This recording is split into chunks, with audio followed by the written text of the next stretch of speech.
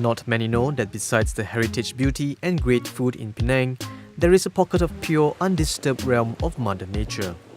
Penang National Park might be the smallest national park in Malaysia, but it is among the easiest to access and spend time in.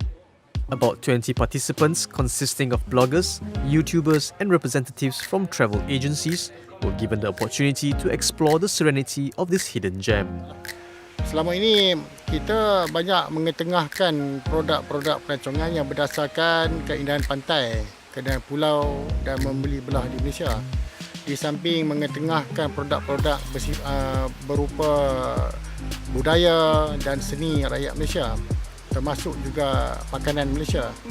Tetapi sejak 3 tahun yang lalu, usaha kita mengetengahkan eko-pelancongan adalah sebagai satu usaha agar rakyat Malaysia juga pelancong antarabangsa memupuk minat untuk mencintai alam semula jadi dan sama-sama kita memelihara keindahan alam yang ada untuk kebaikan bersama.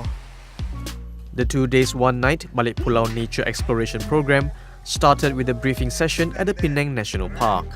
Next stop was the University Science Malaysia's Centre for Marine and Coastal Studies, where they were briefed about the ocean species found off the waters of Penang. They also visited the Turtle Conservation and Protection Centre in Pantai Kerachut.